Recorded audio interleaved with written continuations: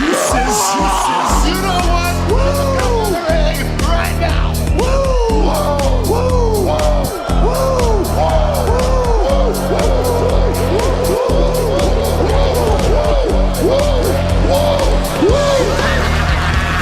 Dr. Hughes invites followers. Oh, let's see if they increase now. Me too. Yeah, wow. Dr. Hughes. Mock-ass mock. He's a great podcaster. Trick-ass mock. Acknowledge me. We coming for you, nigga. Fat! Yeah, Dr. Hughes, here we go. Keep plugging yourself, that's cool. You! First up,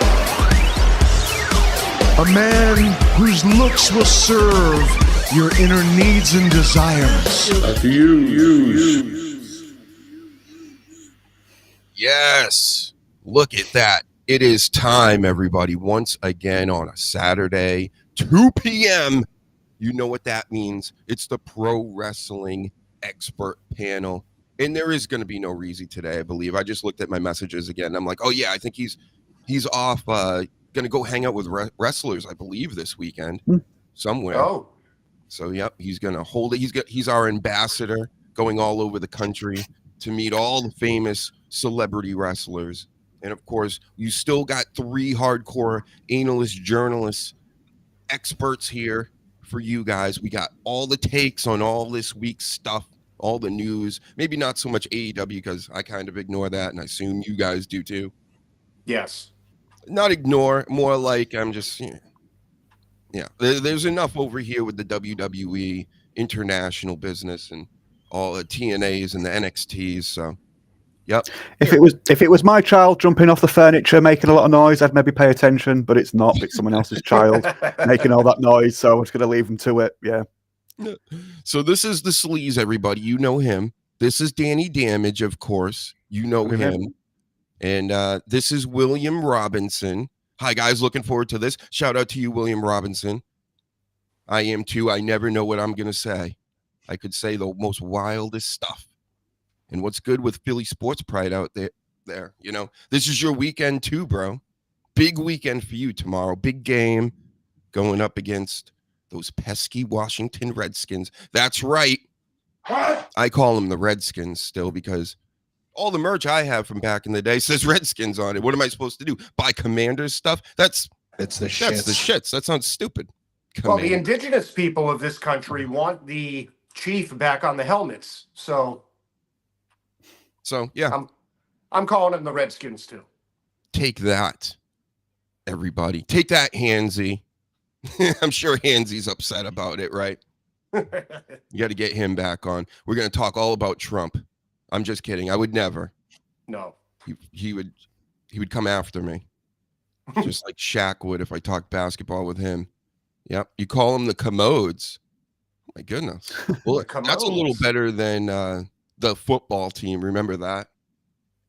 Imagine you're going to go, no, we're going to strip this old, name that we've had for, 100 years, and we're going to call ourselves the football team.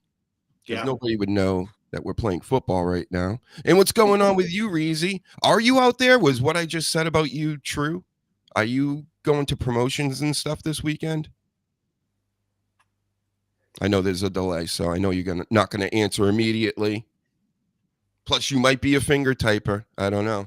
I'm one of these typer. I type like a lady, like a secretary. Yep, 100 words. Or he could be talking to talent. Busy guy. He's busy. Yep. Hitting on Serena Deeb and the like. I know what you're doing out there, King Reezy. Yep. So, what do we got to talk about this weekend, right? What do we want to talk about? Yeah, lots of things. We got Saturday night main event tonight happening. We have, like I said, news. This Tom Pestock. Have you ever heard of him, guys? Oh, Tom yeah. Pestock. He's going to be huge. That's right.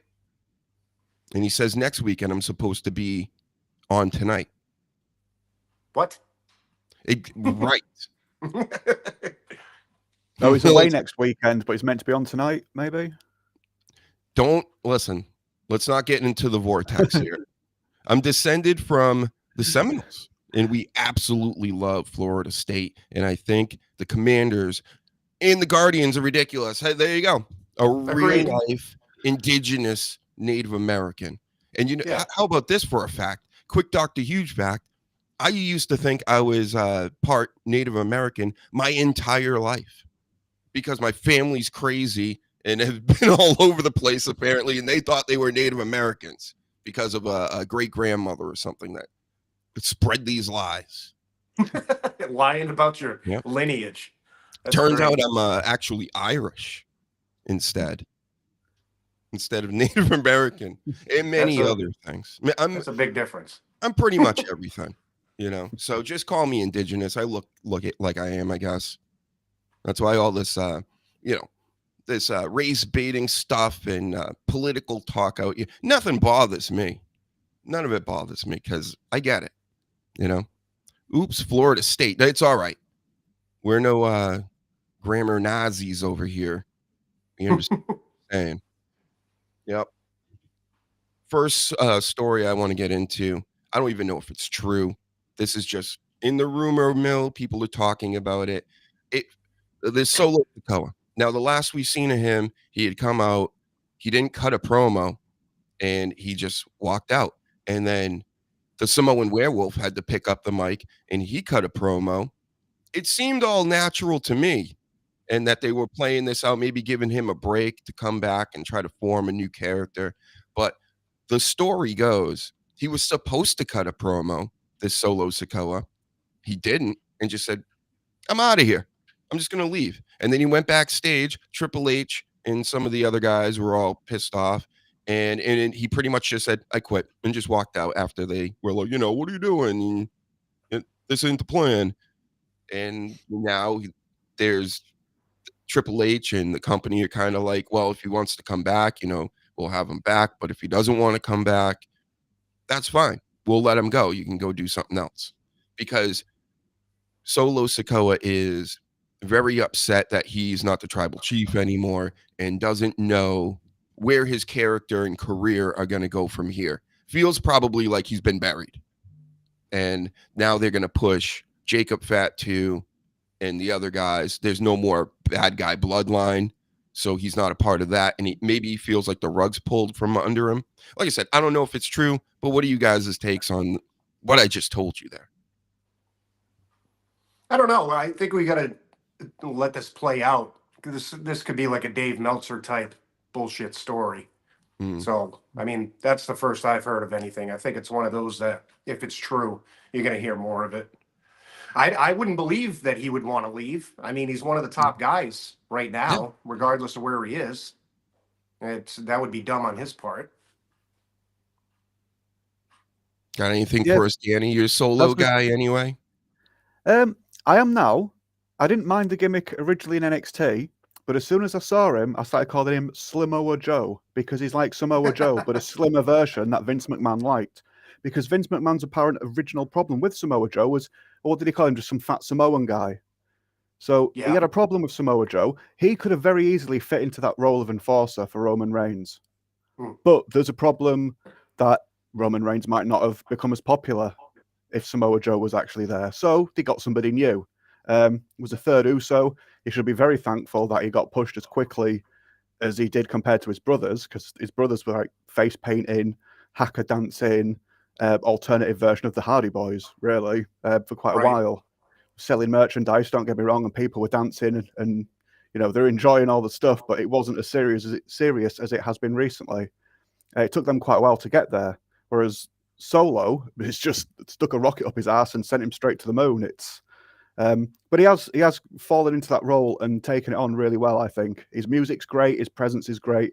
He's talking a bit too much now, and the more he talks, me and Doc said about this a few weeks ago, the more a lot of the Samoan lads talk, the more they try and sound like The Rock, and they just end up sounding like Roman Reigns doing his suffering succotash stuff. Less is more. Having somebody like Paul Heyman there to articulate everything in like a professional way is great, and then just have Roman Reigns appear from behind and go, believe that, and just leave it as short and sweet as possible.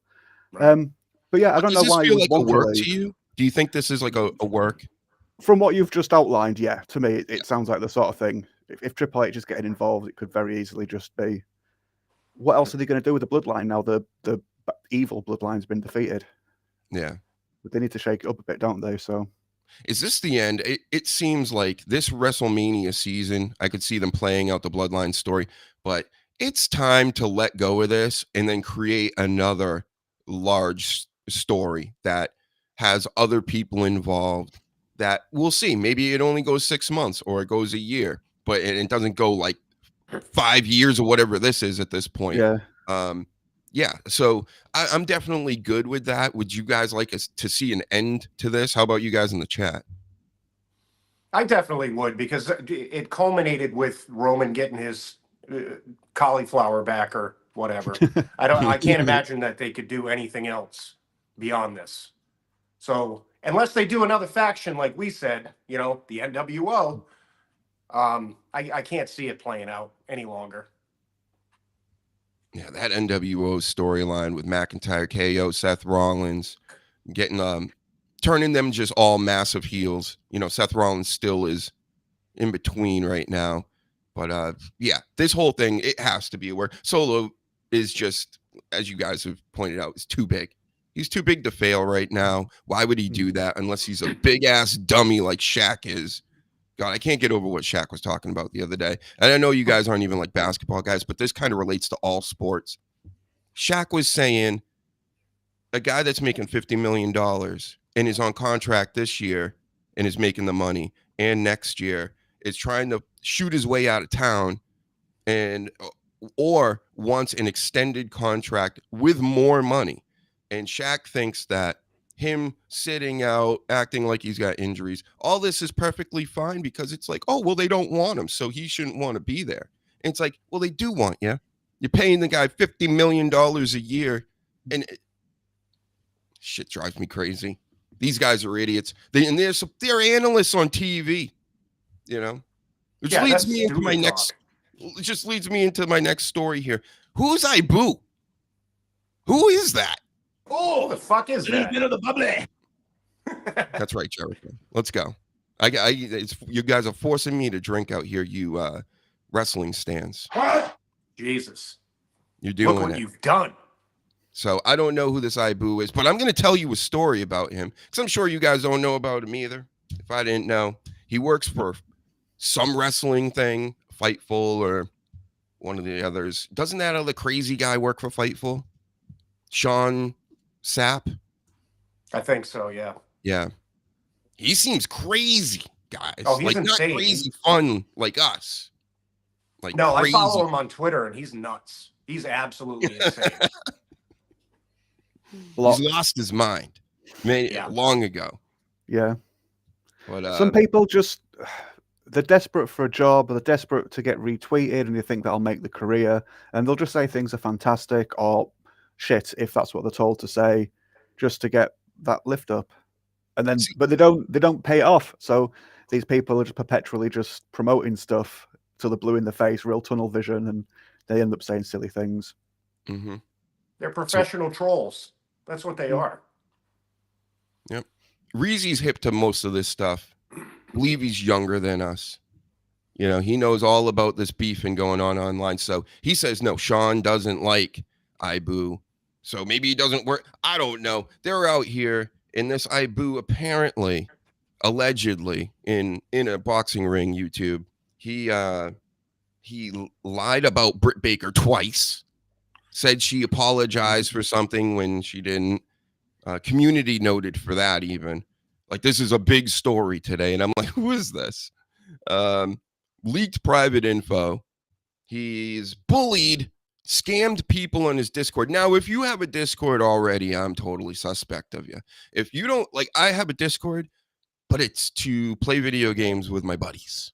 And that's pretty much it. Like, these people that go on these Discords and get together and scheme and plot and do whatever the fuck they're doing on there. It's very odd, strange. And if you're getting scammed on there, I mean, come on, you're on Discord. Don't be buying anything. Don't give anybody money for anything. Give me the money. Subscribe at least. Hit that button. Hit the share. Thank you very much. So yes, these are all the things about him. There's a mass unfollowing that he's gotten, just like me at the beginning of COVID. And what else? Yeah, that's it. So Are you Fuck guys? the You guys internet. aren't. Have you ever seen any of this stuff? Like the fighting amongst WWE people, AEW fans, the journalists and the expert analysts out there too. They're always arguing and bickering and. Oh yeah, it's my hobby. That's what I do. When I'm on Twitter, if I see somebody talking like total bullshit, I follow them. Like it's entertaining to me. And once in a while, I'll put them in check, and then they get pissed off, and then 14 other people get pissed off at me. But I find it entertaining. I'm probably the problem, not the solution. No offense, but it sounds like that's some fucking commie gobbledygook. Yeah. Wow. Thank you, Norm. R.I.P. Norm. R.I.P. Yeah. I haven't fought with people on Twitter in years. I think we call it X now, but I'm still calling it Twitter as long as I can. I'm going to be, in 20 years from now, I'm going to be calling it Twitter. Like it'll be around. But yeah, fighting with people online gets you nowhere. But it happens sometimes. You try and avoid it, but sometimes you just draw into it and you can't help it. Yeah. Yeah. It's just like, again, I've been saying this for weeks. It sucks that you have to be super outrageous and stupid and offensive to have anybody pay attention to you. Like you see it just like in this small example with pro wrestlers out here, indie wrestlers, all of them. The ones in the big shows, the small shows, they got a lot to say too. And they get a lot of flack from, the stupid idiots that are forming gangs and fighting with one another online over pro wrestling. And these wrestlers, they only seem, many of them, not all, they only seem to react and reply to negative stuff. So with all the people that are giving you positive reinforcement and your fans, you kind of like ignore them and only reply to it. Doesn't make any sense. Don't do that. Thank you. It's a huge waste of time. I don't know how people are so invested on wasting their time. I'll never. It blows my mind all the time. Well, that's TikTok too, which I'm on, by the way. People are amazed. They're like, "How the hell do you have an official TikTok? You're going live and you have 15 followers?" I'm like, because I'm famous, bro. I don't know what to tell you. Everybody knows Dr. HUGENSTEIN out here. It's been funny too. Hear these wrestlers jump in spaces and fight with fans, right, King Reezy? Who's done that, Reezy? Because I want to listen to those. Way too many have. Wow. I mean, it's admirable that people are paying attention to like criticism, especially if it's constructive criticism. But if all they're doing is just seeing someone being like, "You're shit, what are you doing on my television?" and then spending like 2 or 3 hours in spaces just screaming it up, or even if you're just politely debating like 2 or 3 hours worth of a line of fans saying the same thing, they've just said, you're just wasting time. If someone's got like proper constructive criticism, take it on board and adjust. But yeah, there's a lot of people. There'll be people that just have never seen your stuff, but they just want to wind you up and tell you that you're crap just to hear you kick off about it. That's mainly what it is. That's like 90% of it, I believe, is just people trolling. They get a rise out of somebody and they go, "I win." So what did you win? Where's your prize? You won unemployment in your mom's basement. That's what you won. They're like, "Yes, I made him mad. That means I win." It's sick. It's disgusting. And William has more to say here. I know it's not WWE, but what do you guys think about Jeff Jarrett these days? This is shit. Nobody asked for this. That's what I think. SADOLDMAN. Sad old man. So, no, that's a bit mean, but it's just it's not just Jarrett, but with it being in AEW, it's just very reminiscent of dying days of WCW and seeing him a lot in TNA, and it's nothing new. And it's nice that he gets to go out doing a match and that, but I don't think it's going to do much for everybody in general. I got respect for Jarrett and everything, and he's been around for decades, and he's built up businesses and all that stuff. But at the end of the day, he's a mid-carder at best. He's never been like I'm gonna do a retirement tour thing. Like, you're Jeff Jarrett. Come on. Yeah, I mean, I see what you're saying, Sleaze, and I pretty much agree with it. He is like one of the top mid-card guys, been around forever, well known, respected by all except for the Mexican people he probably threw those tortillas at while he was wasted, right? That was great. That was one of the best gimmicks I've ever seen. Going out to a AAA Mexico crowd and throwing tortillas at them. Yeah. I didn't even mind him as the NWA TNA champion for a while because, like, he was a mid carder, but it was like part of the management, and they got the belt. So it just, to me, that just added to it. And he never had bad matches. It was just not that colourful and exciting. He maybe just held on to the belt a little bit too long before he let other people take it off him. But yeah, he didn't offend me that much in that role. And I still love him. You know what? I like some of his best work as of late, in my opinion, is the Ric Flair's last match pay-per-view, which I actually ordered. I haven't ordered a pay-per-view, God, since like the 90s, you know, and then the network there, which I don't even consider a pay-per-view. It was only $9.99 a month, guys. It was the greatest deal on the planet to me, and has always been. And that's why I've had Peacock forever and all this. But my point is, I don't know what my point is because I'm talking about WWE Network now. See how this works? Maybe I'll have another. Maybe I'll just do that. Jeff Jarrett on Ric Flair's. It was Jeff Jarrett on Ric Flair's. On Ric Flair's pay-per-view, yeah. Pay-per-view. Farewell pay-per-view. Karrion Kross was on it before he was that guy. All right. Who else? Anyway, Jeff Jarrett was tagged up with Jay Lethal against Ric Flair and Andrade. And I'm telling you, what an entertaining just show. The whole show was pretty damn good. I don't really remember too much other than those two matches, but those were like, I guess, a couple of the big matches. I mean, Ric Flair faked a heart attack during that match.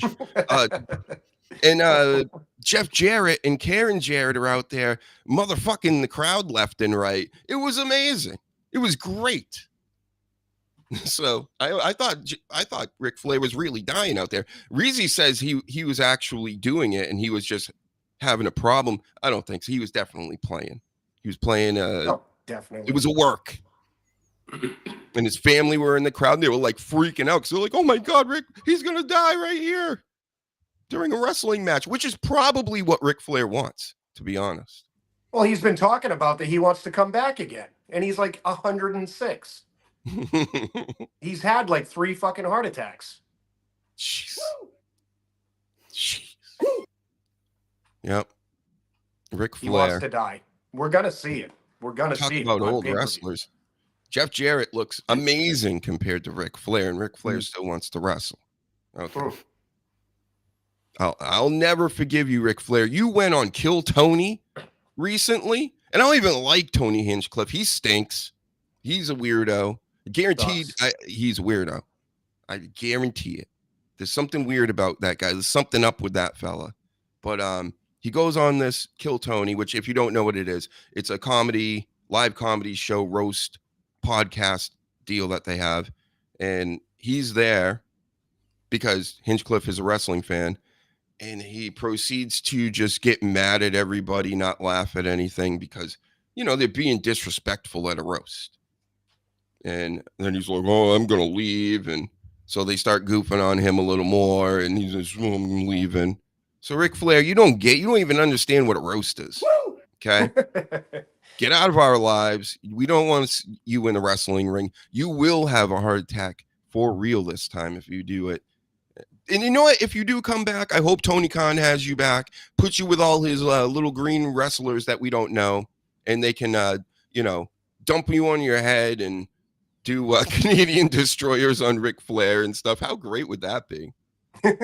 Just like do all these like high risk maneuvers off the top rope, into the crowd and shit with Ric Flair. While he's screaming about wings and energy drinks and everything he's selling at the moment. He could be the new Mae Young, where just everybody's beating up an old person. Yes, Bubba Ray Dudley can come out and like. Why was I thinking that same thing? I could just. Yep, sorry. The Bubba Ray threw a bloody table off the stage. Yep. through multiple tables and flaming Now tables. you've got my interest. You've caught my interest now.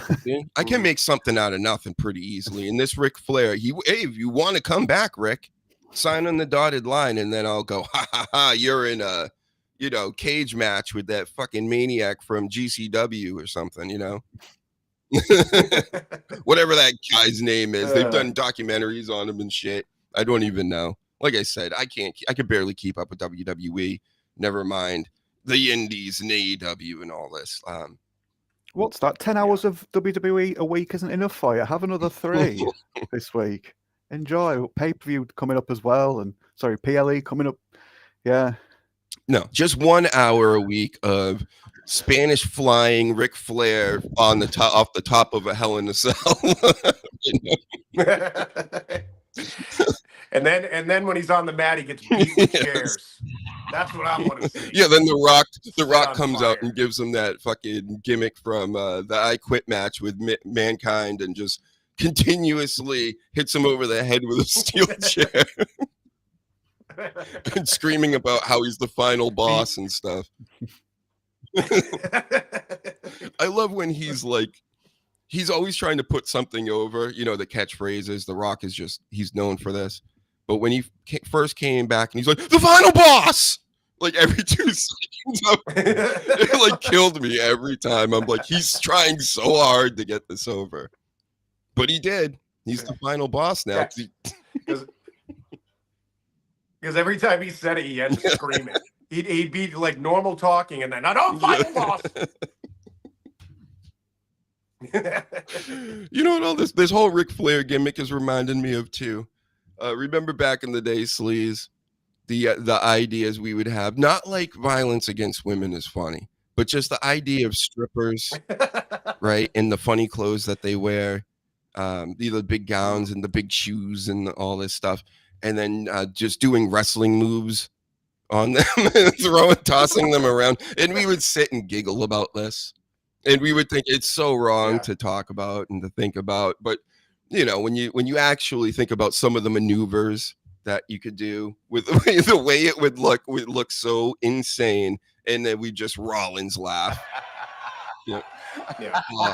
Like fake nails flying off, like stilettos. All over the place. The good old days. We were gonna go on tour to different clubs and just. Could you imagine if we had a podcast in the early 2000s? How fucking insane it would have been.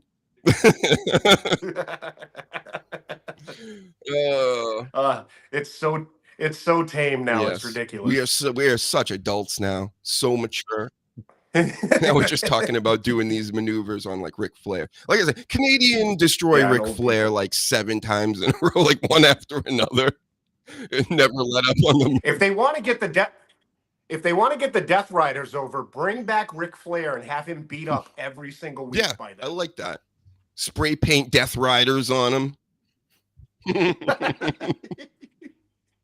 That's right. Podcasts on MySpace would have been friggin' hilarious.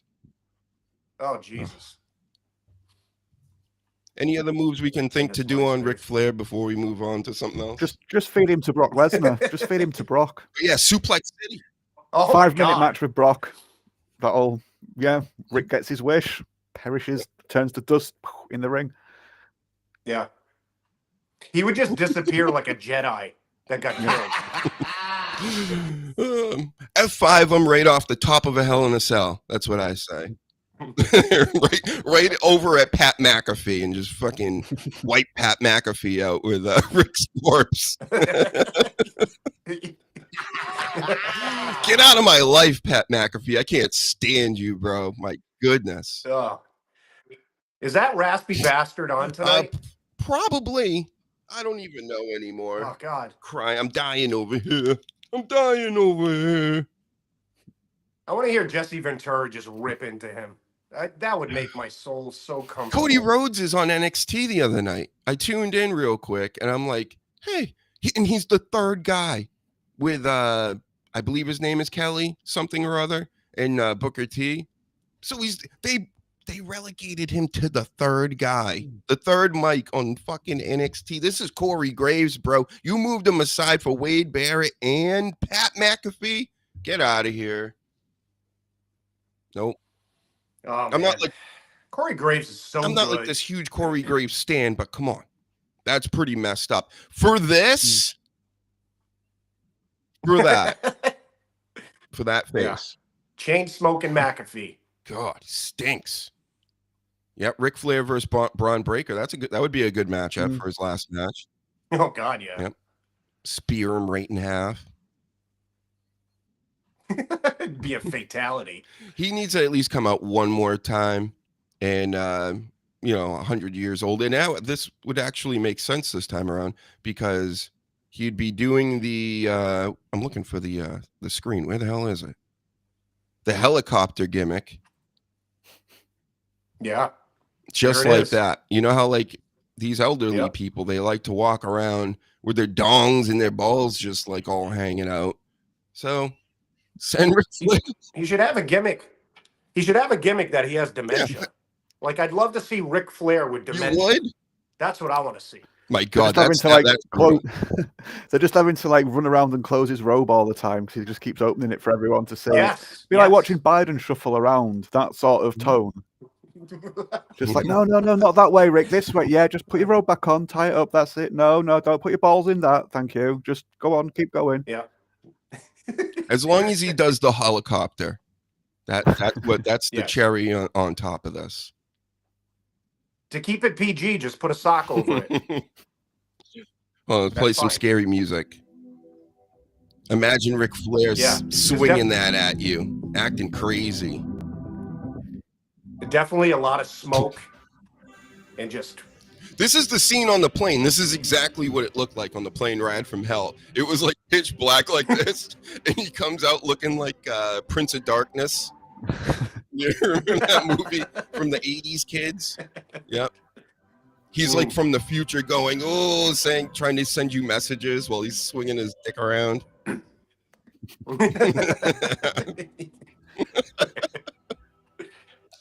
Yeah, dementia. Would that be a gimmick or a shoot, brother?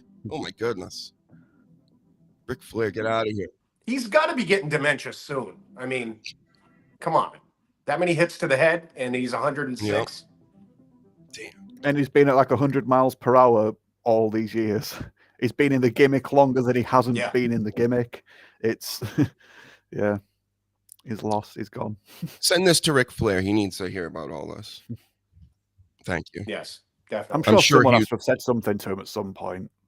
Not everyone in his life surely just wants to milk him until his actual death. Man. Well, Charlotte Flair's coming back soon, so he's going to pop up. I mean, it's pretty much a guarantee. He just has to have dementia. He has to. Now he has to. All right. Yes. I just want the Canadian destroyers, the Spanish flies, choke slams from the top of the arena where Sting goes and stuff. That's what I want. But you want him to go out sad, is what you're saying. See, I'm trying to take him out quick. I want Charlotte to come back and say the reason why I haven't been wrestling isn't because I've been injured, it's because I've been trying to stop my dad from windmilling his cock in the park in front of kids and the elderly. He just can't stop doing every day the same routine. Yeah. You just hear that, and then his music hits, and he walks out with his robe, and perfect. And she's like, no, and then that angle bleeds into wrestling. So she's trying to compete for titles, but she's got to juggle looking after her dad. And we all learn a lesson about caring for your elders. Yep. If he's gonna do it, comes out. If he's gonna do it right, Ric Flair Nature Boy needs a flight attendant and his helicopter. That's what the bot says. And then King Reezy, he was saying Hogan said he wants a last match too. Okay, Hogan. Well, you and Ric Flair. I hope you can do a Spanish fly off the top rope with Carmelo Hayes. They have a dementia match. This would be perfect. I don't know if anybody's seen Hulk Hogan's back, but this was like 15 years ago. He showed his back, and he looked like the Terminator. It was all opened up, and you would see parts and things. It's crazy.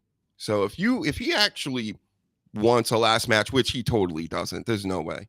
He wants attention, I think, and if he's even saying that, because him and Ric Flair, man, they'd be toast.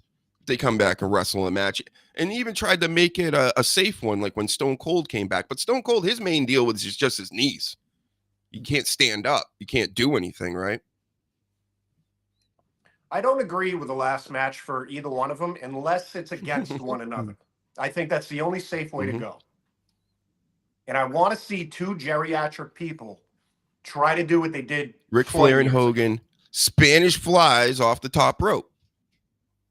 Yes. We have to write that into the show. And WWE has to listen. The kids aren't going to watch it if you're not going to do some flips.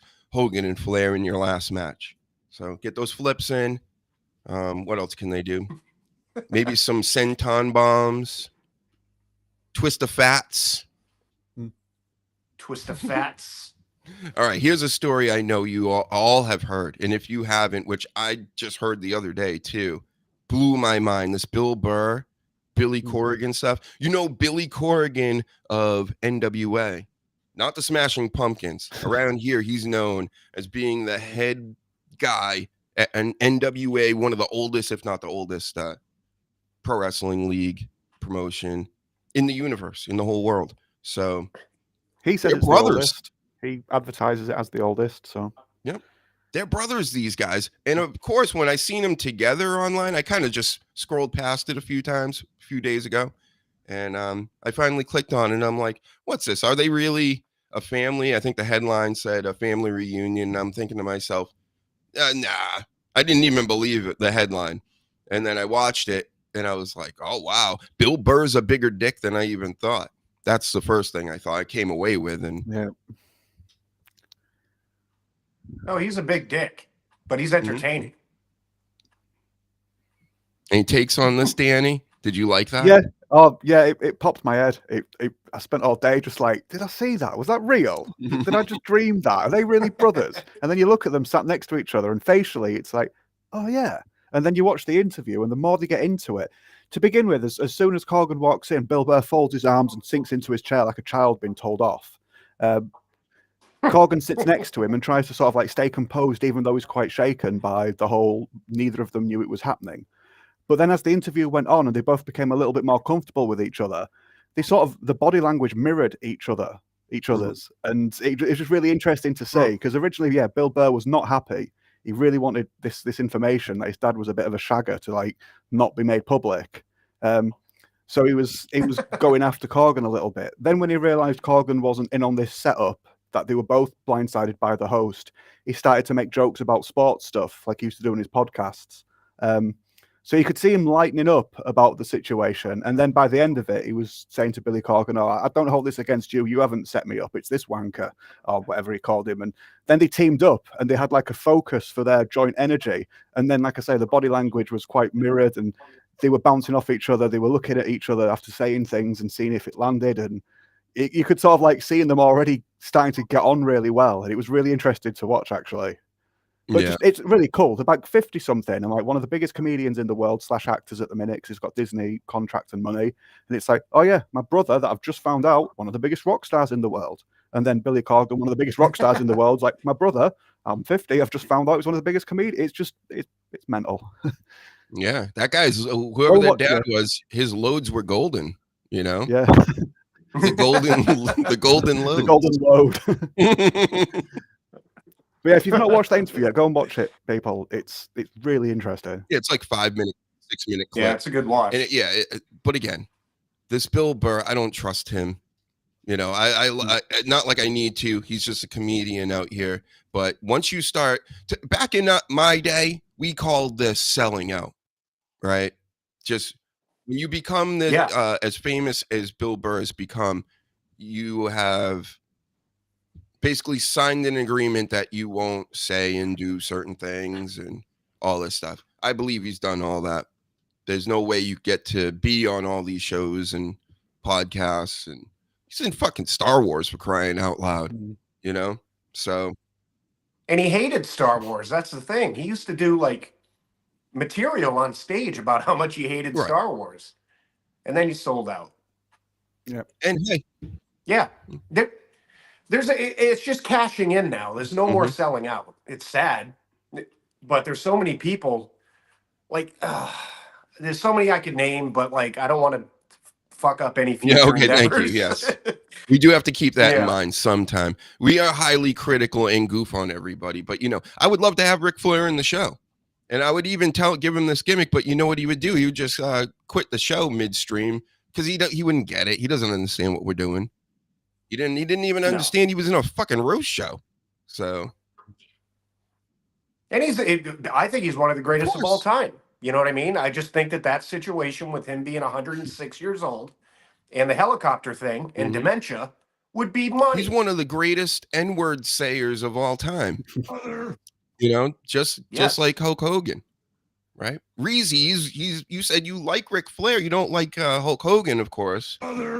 But didn't he call Teddy Long to his face an N brother? I don't know. I heard that story. I think he Pretty did. sure he did from Teddy Long. So, yeah, one of the greats at it, like Ty Cobb. He was one of the classic N-word sayers. Hashtag Hulk Hogan's doing the Spanish fly in his saggy arm skin will be flapping like a squirrel. Like a flying squirrel. Wow.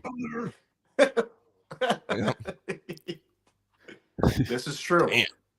Before we move on from a tale, He's like a flying squirrel. or one of those raccoons with its nutsack. Before we move on from the two Billies, Billy Corgan, can we just mention Billy Corgan? What a legend. I don't watch NWA after the whole, just getting rid of Cornette for silly jokes. That was a bit sad. Yeah. And management. But by all accounts, it's losing. It doesn't make money, and he makes money for it by touring with the Smashing Pumpkins. If that's true, that's just, yeah. That's what Tony Khan, that's the sort of shit he needs to sort of do instead of whatever the fuck he's doing now. But he's not talented, so he doesn't have his own version of touring with the Smashing Pumpkins. He just has to spend daddy's money. Yep. But all the adoration that Tony Khan gets, the blind adoration, is just really misdirected. Sorry, it should be on someone like Corgan, who, if that is true and that is how he operates, that's impressive. Because he could have just left it to just perish and just done something a bit similar to Tony Khan, I guess. But we got to get Billy Corgan on too. Screw this. I'm going to go for it. You never know, right? I would love to. We've gotten others on. He's got to drop it out there. We're going to just speak it into existence because I would like to talk to him about wrestling, not about your music. We all know about your music. Sure, yeah, you do all that stuff. That's all cool and everything. But, I'm old now. I don't give a fuck about any celebrities. Like, they're just, he's going to have to take a shit today at some point too, Right. NWA. Everyone yeah, that's all you have to think. Just go, hey, this hot chick or this famous guy or whatever I'm meeting, why am I being so nervous? They gotta take a dump. That's gross. Yep. Sometimes they have the shit. Yeah, that too. Sometimes they're probably farting. It sounds like that from the hottest girl you've ever seen. The hottest chick you ever seen has had the shits. Just think about that, young fellas, and you'll have no problem picking up any of these chicks because you'll be like, whatever, pooper. And they all fart when nobody's around, or they think nobody's around. They all do. Don't let them tell you otherwise. Everyone's had to change the underwear. Everyone. At least once. It's the shits. At least once. You need to know. Maybe 4 or 5 You need to know where that boundary is. Yep. They can stink, all right. So there you go. Everybody poops, y'all. See? Everybody. So let's not put all these celebrities, all these Billy Corgans on a pedestal. Because he probably, his advanced age, he's probably pooping more than anybody.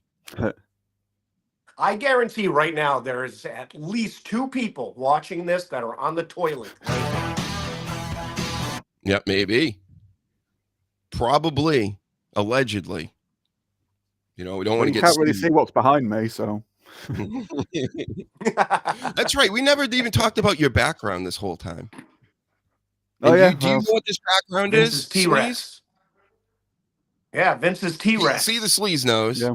Did you guys all know out there in the Hugenverse? There's a delay when the sleaze speaks and we hear it. It's way off. What? A delay? What? There's no delay. No A delay delay? for me. I'm not hearing one. And I think, It's probably and this that's new what's mic. getting recorded later, I believe. NWA and AEW should join together. They should. You were correct, Coach. And I don't William think Corgan Robinson wants any of that shit on his shoes. Because like William Robinson said here, NWA is sad. It had so much potential at first. It did. I was watching NWA at first, and I really liked it. You know, I was like the whole retro feel of it. It was on at 6:05. You know, I remember them days, and it was great. LA Knight was on there. They had some Ricky Starks. Yep, it was kicking ass. But yeah, lately I see the numbers and I'm even sad for them. I'm like, because I subscribe to them on YouTube. Like, you should be subscribing here, everybody. But I barely watch, and I see like 1,000, maybe 500 views. I'm like, shit, man. These shitty ass podcasts out here are getting like hundreds of thousands of views, and NWA can't get anything. Come on, show them some love on there. Yep, it's a YouTube problem though. Remember when like TNA was on YouTube? I didn't watch that either on there. Yeah. Oh, I missed that. I didn't know they were. I didn't know they had a spot on YouTube. Oh dear. I know they've not been doing well at some point, but I didn't know they were doing that badly. I got to hear this delay. They're doing good now. They say it's probably YouTube, yeah, because Reezy's not getting a delay. Let's hear what this sounds like. And it's only the sleaze, huh?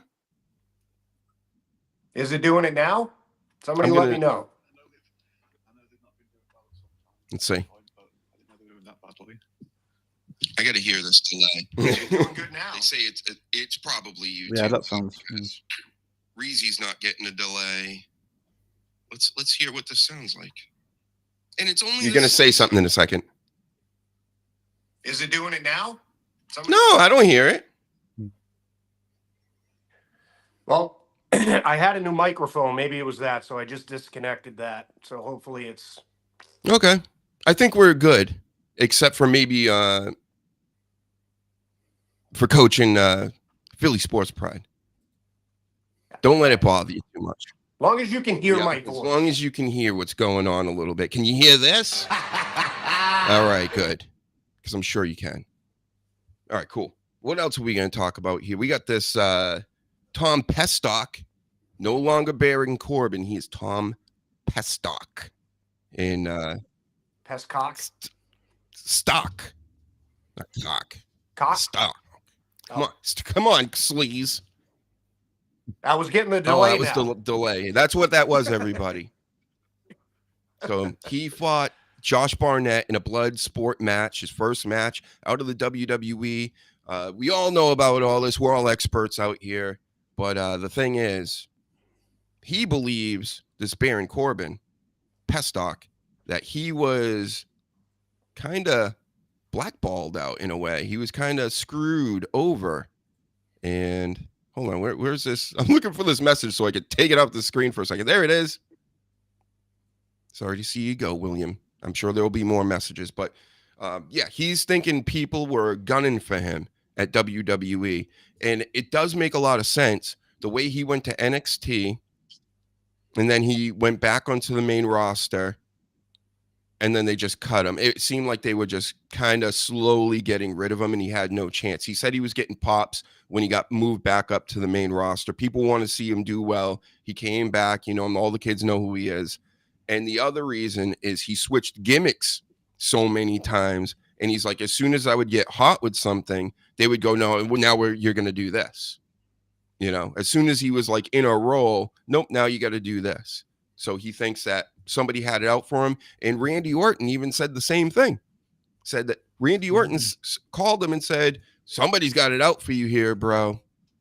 So definitely felt that way. I wonder if it maybe Nick Khan, maybe. I don't know. I'm just speculating, but I doubt it was Triple H. I think he was a Triple H guy back when NXT was running, or Triple H was running NXT. Corbin was there and was a top guy and all the rest. So, yeah. Vince likes him too, didn't he?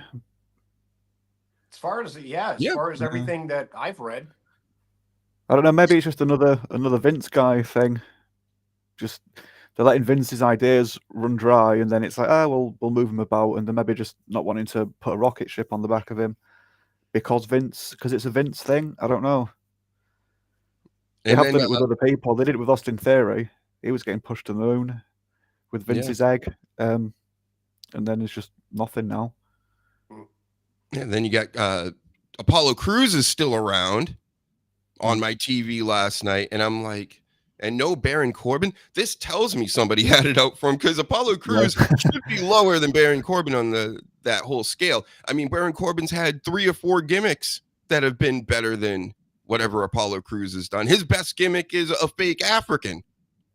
It's wild.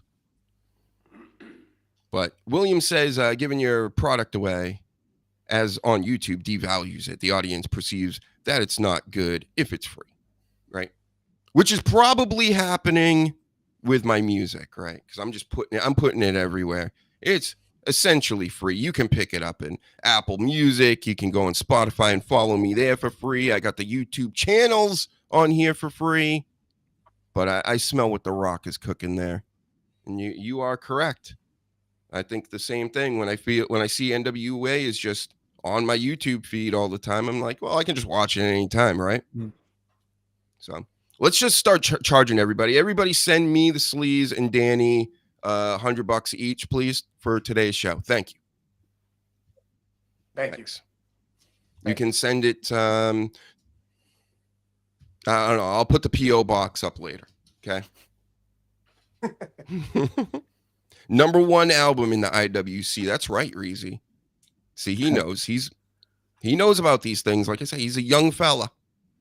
And better than Nikita Lyons' album. Better than Scarlett and Shotzi Botchhart's album that they just put out, or song. They've got.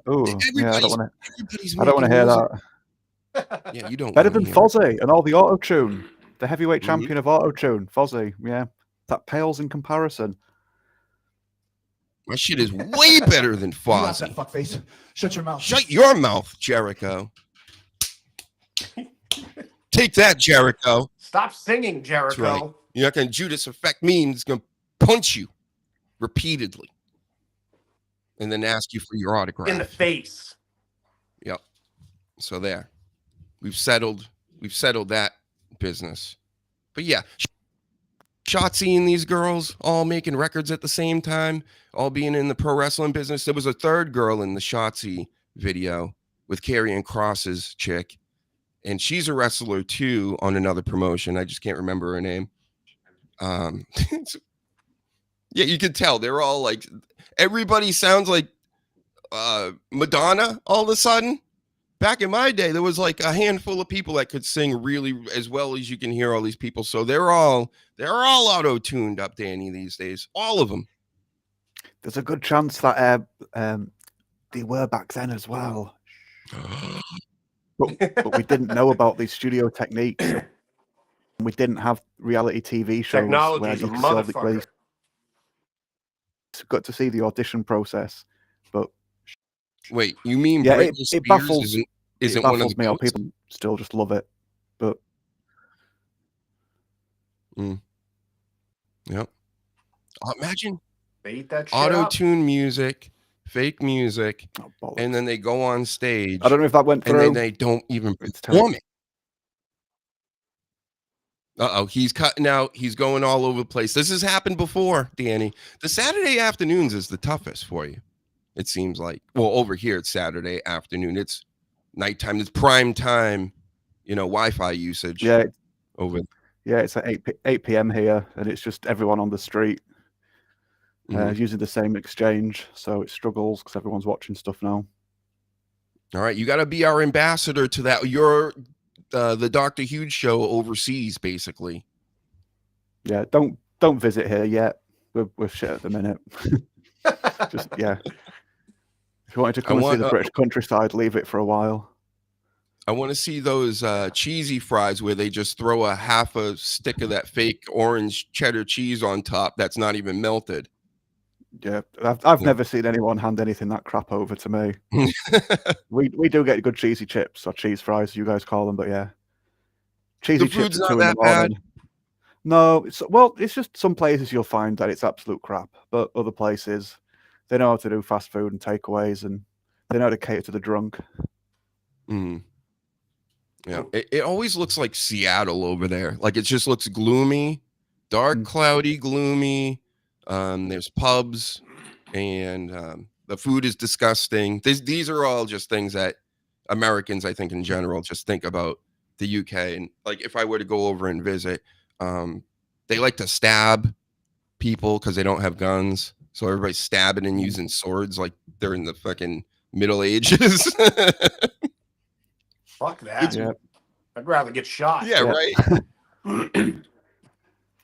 Yeah, Some asshole coming out fucking trying to stab me in the back. Yeah. Fuck that. but yeah, the default setting here is grey, so you've just everything else in our society is just built on top of that. We do get nice days sometimes, but generally it's just grey. Sounds wonderful. Sounds depressing. great. It's lovely outside of the cities. It's lovely, but the cities now are just getting worse. Same here. Our cities are going into the shits. It's really not fun in the cities anymore, or it doesn't feel safe. It just stinks. Yeah. There's just too many fucking people. I generally don't like to be around people, so you're not going to find me in the city. And they love to cram them all into one spot. Have you ever flown in a plane, especially like over America, and there's all this open land, yet wherever we are, there's just people on top of us everywhere. Yeah. How could that be? Why would that be? Huh? So, no, some things to think about other than wrestling on this show, huh? So smart. The smartest audience in the business, folks. Hey, you guys need to let Danny talk more. I enjoy listening to it. Fine. Thank you, but it's yeah. Danny's show now. Go ahead, Danny. See, this is what happens. These people come in, right? And they're like, you need to let so-and-so talk more. And then this earworm gets into the co-host's mind, and they start going, you know what? I'm the host now. And then they take over, and then they, and it ruins everything.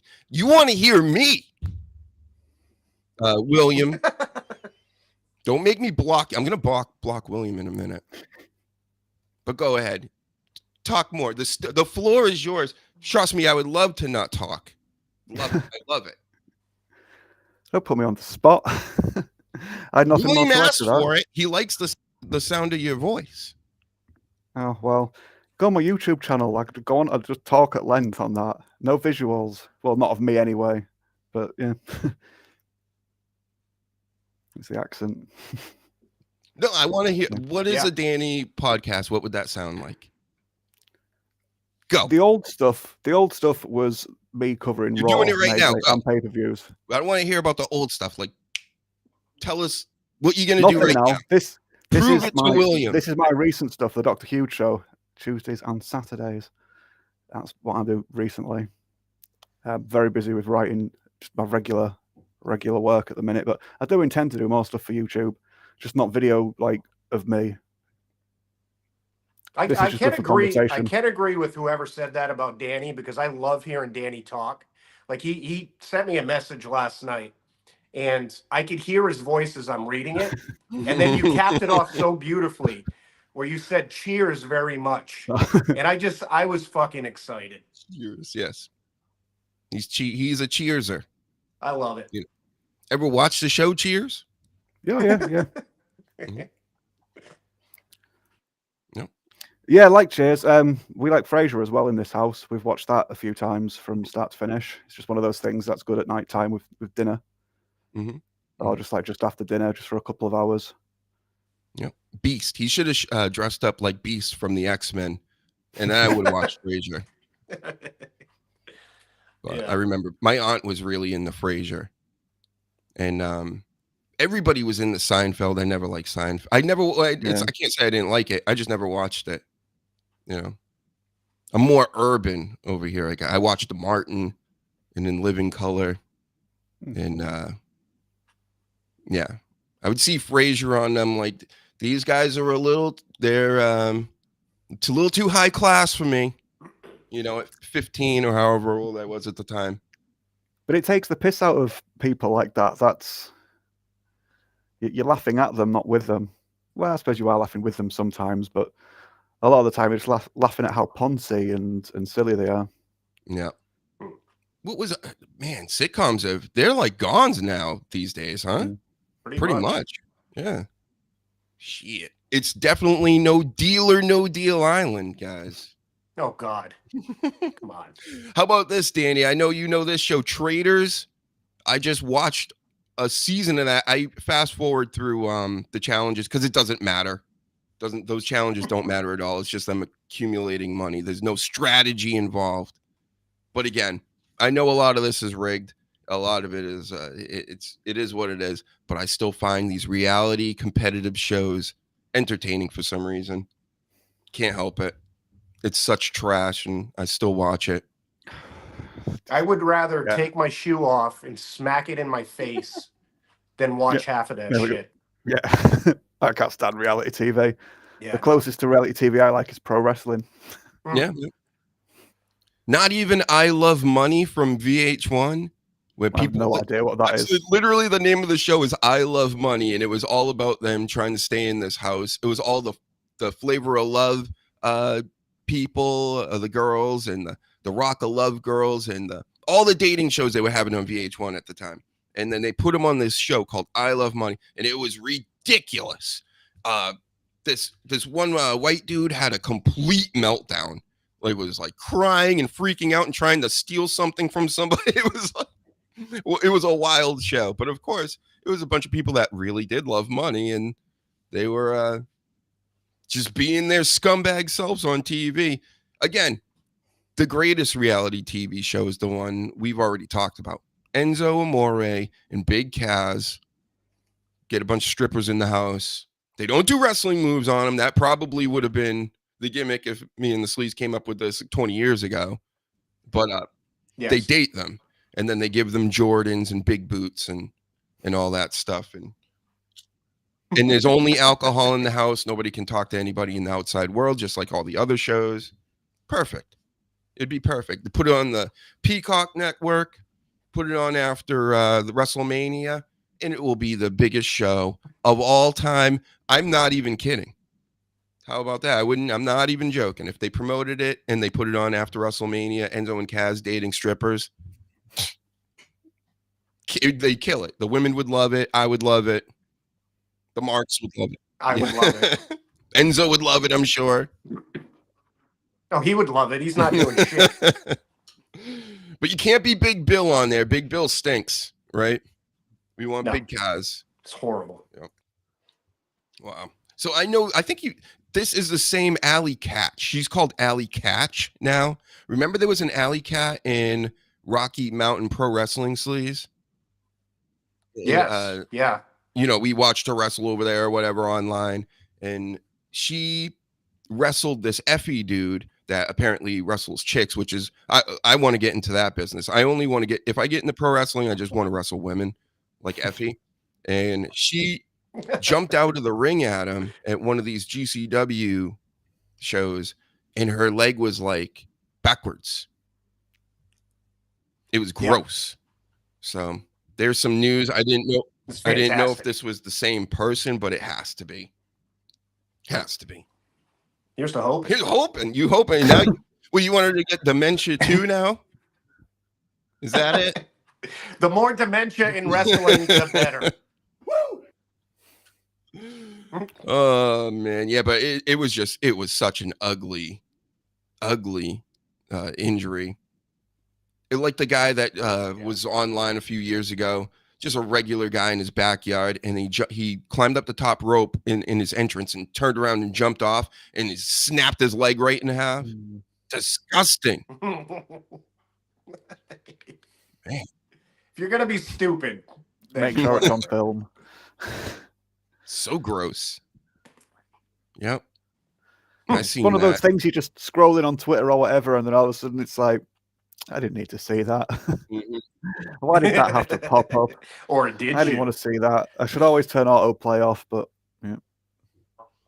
Well, she wouldn't have been able to handle our stripper gimmick, I think. Please. Not at all. No. But how about this for a story? Naomi, she probably did beat up Jade Cargill and put her out for all these months, because Jade Cargill, after the other night, this Naomi and Bianca talking about it, and she's like, yeah, I don't know who's doing it. We haven't figured it out yet. And then what's her name? Jade. There's so many Jades now. She says, you sure? So she's questioning it. She must know. Naomi, you attacked not Cora Jade, Jade Cargill, and it's all your fault. And you're gonna get. Can we figure this out already? This has been dragged out so terribly long. Can we figure out who did this? And I really feel it's going to be so fucking deflating when we find this out that it's just not worth it. Yeah, it's been going on for a while, and nobody's sort of like natural with their acting ability. It's very much Total Divas. It's very much reality TV show in like the diary room. It's a bit weak. Yeah, she how about this for a fact? This Jade Cargill did toss Naomi out of last year's Royal Rumble, so maybe she's holding a grudge. Maybe. So I'm thinking it is Naomi. Everybody's been thinking it the whole time. Why swerve everybody about everything? Just do it and go, yep, it was her, you know? Yeah. Other than that, we got Bianca. And the only other person I could think of, and I would like this to be the case, but I told it ain't now. Charlotte. Charlotte's in the Royal Rumble. Why would she attack Jade Cargill unless they manufactured something, right? You know what they manufactured is Charlotte's new face. What? She's got a new face now. She got a brand new face. Goodness. Have you seen these pictures of her? It's very medically enhanced. She's gonna start looking like an old lizard soon. Oh man. Yeah, I haven't looked too close. There was a picture of Seth Rollins floating around there. They were promoting, I think, the Netflix thing, the original show, and he did not look like Seth Rollins, bro. That was not you. I was like, who is this? Oh, these new promo pictures and everything they've been putting out in the last couple of months have been so doctored. It's not even funny. They look know what fake. Stinks? The NXT promo pictures, I think, stink. I like the color, the silver, the bright like white light, and the black and all this. But the way that they have these wrestlers, they make them look like goofballs. The women don't look good in these poses. You know what I'm talking about if you've been on Twitter and you see them promoting anything about NXT. I'm just talking about like this guy's fighting this guy, and they look stupid. It's kind of like shot downward. I don't like it. It looks silly. Yeah. And I'm starting to think that they might be using AI for some of this stuff. That's why it looks wonky. It saves getting people into it saves getting people into a studio. If they've got like a fixed location for the main sort of like marketing team and the rest of the like all the talents like touring the country, as opposed to just AI in some things last minute. Yeah, I can see it. I can see them doing that. Yeah, it makes sense, but it's still bad. And William says, yeah. Go ahead. I was going to say, yeah, it does look bad, but they don't care about things like that. If someone like wins a belt recently, they'll take a very obviously old photograph of somebody and just like Photoshop a belt like across the shoulder just to be like, oh yeah, this is our champion. And sometimes they look, I'm no like expert on with Photoshop or anything like that, but they put stuff out that's a bit questionable sometimes on television. Miss Jackie Moore would have kicked the shit out of Jade or Naomi or any other current female wrestler. That's right, William. Agreed. True. Remember that night she was on top of somebody's neck there up in the ring, and then her whole shirt got torn off, and them BFTs were out there hanging out. Crazy. It's a great gift. Those BFTs. You know, I was talking about this the other night. Like, what's her name? AJ Lee, the girl that skips into the ring. Again, I missed that whole era of wrestling. may go back and watch it on Thursday nights here and there with the people out here. We'll all watch it together. Some of these things, we'll watch the old AJ Lee things, and maybe I'll figure out why she's really good for myself. But I actually had to question the internet and ask the Googles and the AI and say, why does everybody like AJ Lee so much? Do you guys?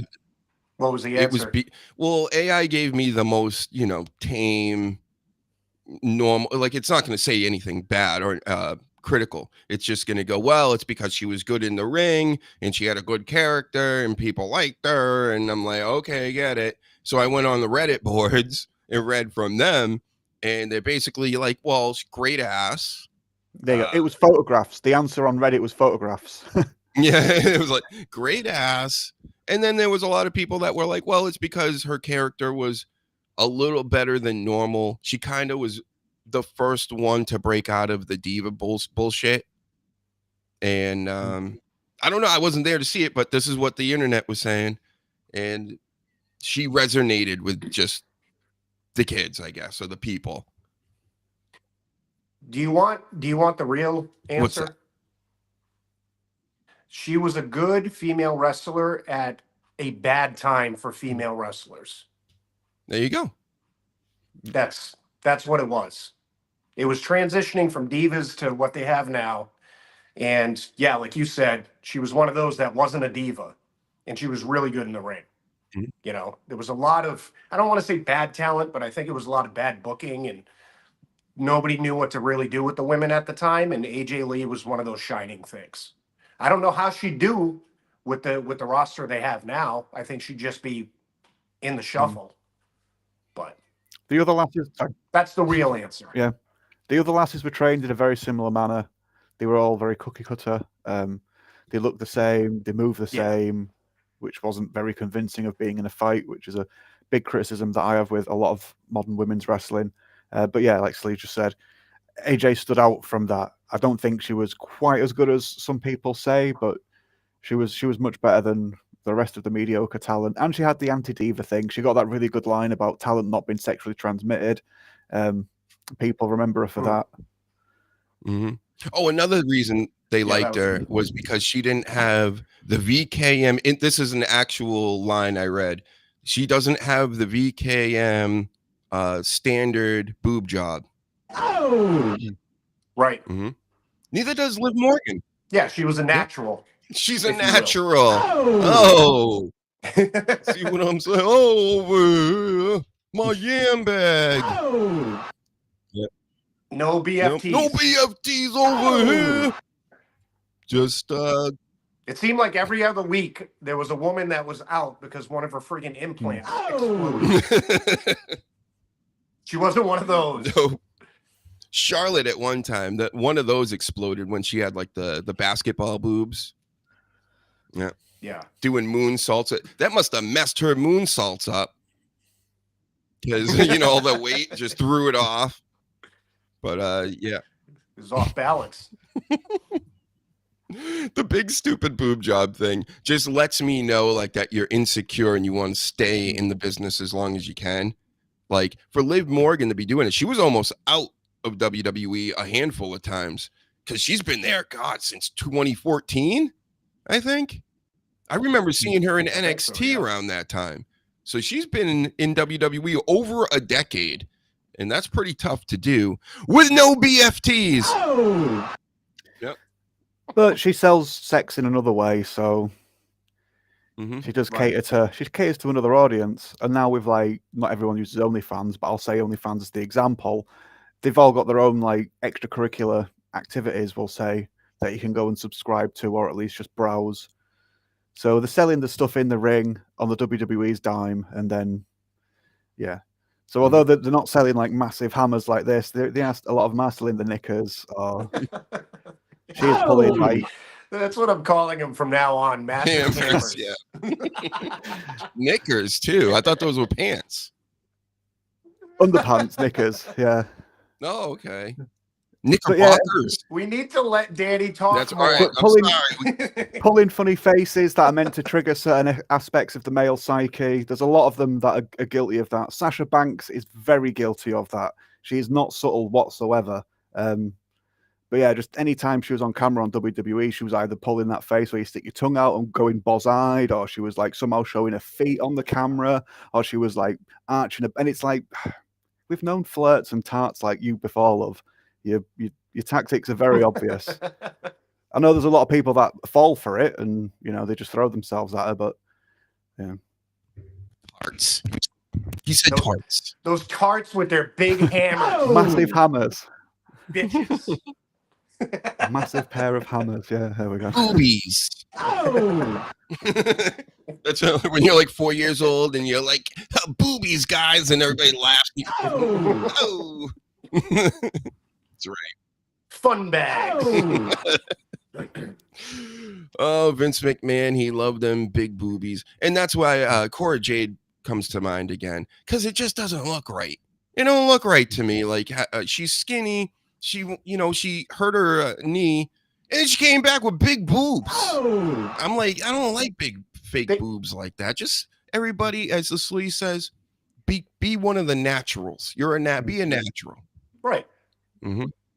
Those things, like, and Charlotte was like that when they look painful. They look like they're stretched to the fucking limit where they're gonna explode, and that's why they scaled them back. After she burst the triple D's that she had, she scaled back to like regular size. So she went crazy. Well, she went big, and then I think she went really big, and then those popped, and then she went to like what you would assume if she had great boobs for her build would just have, right? But they all look crazy when the top is off anyway, so I'm all set. No, I don't want fake puppies and all that. I'm with sleaze. I don't know if you remember, back in the day, there was a leak of her, and like her nipples were offset, like they look cross-eyed. Getting slapped every night, you know, getting dropped on them. Yeah, getting kicked, and punted. Yeah, moves the nipples out of place. Yeah. Yeah, cross-eyed tits. Like, oh, what happened? It's like, I took, too many pedigrees or something. Just landed on him too many times. But it's all those chest slaps like Kofi Kingston. That's what they need. How about this? How about Gunther ends up at the strip club sleaze and just starts slapping everybody, right in those BFTs. Oh. Yep. Wow. I want to see him and Sheamus. I want to see Sheamus doing the fucking. Yep. Right on. You go to the doctor's office and you walk in. Who's the doctor? It's Gunther. And how's he going to remove them to put the new ones on? He's going to slap them off. He's going to go, please stand up against the wall for me. The way he slaps so hard. He's the only one that can do it. And maybe Asuka, because I think she might have been the other one that popped Charlotte's, possibly, allegedly. Big Show had some good chops. Hypothetically. Big Show had some good chops when he was still kicking about. That big overhand into the corner, that never sounded pleasant. Dr. Big Show. No. Yep. Boob removal services. I want to see them commercials. So we got the Rumble coming up next week. There's so many people that can come back. We just talked about Charlotte. We know she's coming back for the Rumble.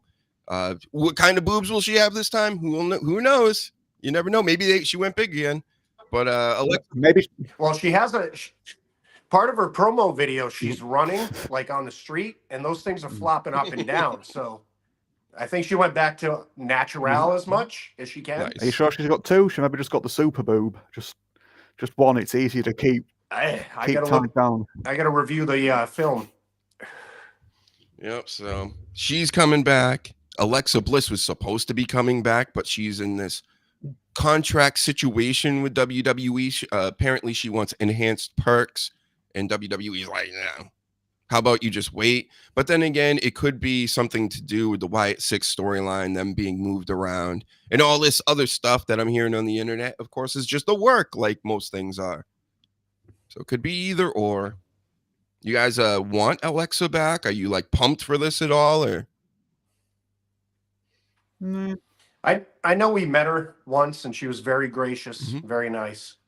I've just never really been into her that much. I think she's just another run-of-the-mill diva, to be honest. the D word. Wow. The D word. Yep. Yeah, she does fall into that. She's got a decent little right hand on her though. When she does that big uncorking of her right hand, she puts everything into that, and that looks pretty convincing. It's just the problem with some of the lasses that have no weight behind them or weight on them. They do that thing where they try and run towards their opponent and they look like a Scooby-Doo character, just like treading on the same bit of ground for it first and then they run. It just doesn't look natural. And when you've got lasses the same size hitting each other, that's one thing. But she was working with girls much bigger than her, and it's just like I'm not convinced. I'm not that convinced that you could wrestle her to the ground. But people.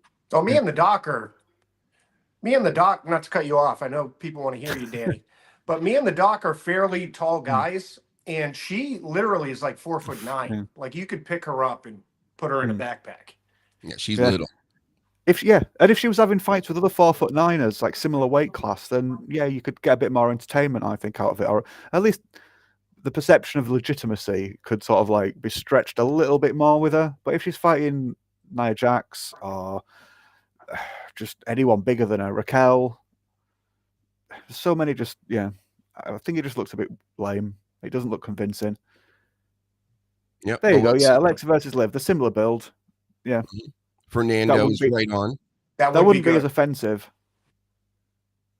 Or how about Alexa and AJ Lee coming back? Yeah. Whoa, that would blow everybody's minds, except for mine, of course, because I didn't really watch back then again. And the Sleazes, because he did watch. And Danny's. I don't know if you were paying attention then, but, AJ Lee, she's super I've repressed over. it all. I've repressed it all. Thank you very much. Who else could show up? Nikki Bella. There's talks of her returning. That's a real diva right there. The real D word, diva. And that's Nikki Bella. Oh, the way that she's been amped up after being at the last, being at Raw and everything else and everything online, she's definitely coming back. BFTs. Oh, another one. Prime candidate. Not her sister. Her sister is That's natural. Right. Oh. Our favorites. I thought she'd caught up with that more recently. She looked a bit Well, she might have because she had two kids, but yeah, back in the day when they were a tag team, yeah, there was fake Tits Bella and real Tits Bella. That was how I defined them. So I told them apart. What they call that, twin magic or something? I never got that because one had huge tits and one of them was built like me. Oh, I always like Brie Bella better.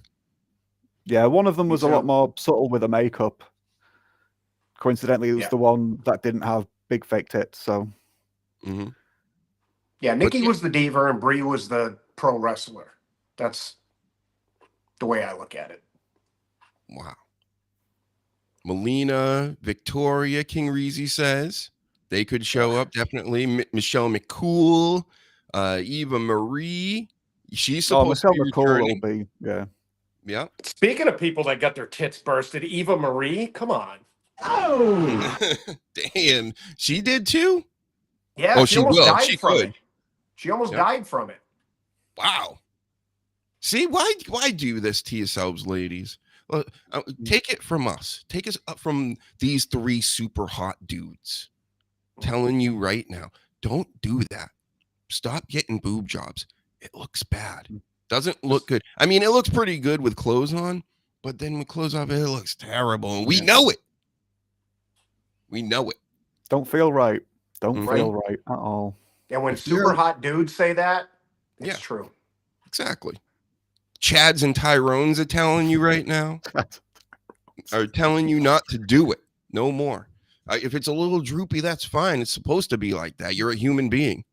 Not supposed to be basketball size with a big slit down the middle or cuts all over the place or wonky nips. Tell them, Danny. They want to hear your sultry voice. It's the Beth from Dog the Bounty Hunter thing on South Park. They had it best because her cleavage was like up here, and she was just eyes. She sounded like Kenny, and Cartman's just telling her to bear mace everybody, and she can't see. She's just because her tits are in her face.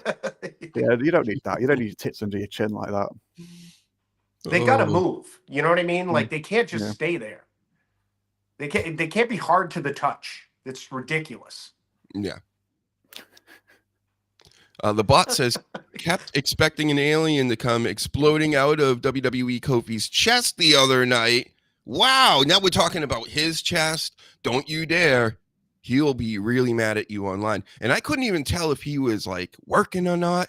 But this guy went on there and basically goofed on Kofi's chest and was like, oh, you know, just like everybody does pretty much. And Kofi was like, well, you going to make fun of people in wheelchairs too and this and that? And I'm thinking like, what? And even the guy in the thread like answers me back and is like, or replies to me and is like, yeah, it's a little sensitive. He's like coming at me for this, you know, it's like, this is pretty tame for what they deal with, you know. He's comparing his chest being destroyed by slaps to handicapped people in wheelchairs. That's the best take and thing I've heard all week. So what is wrong with his chest? Is it because he had an injury or something? I don't even know. It's from getting slapped so many times, like Jericho, like Flair. It just pushes everything fucking to the side.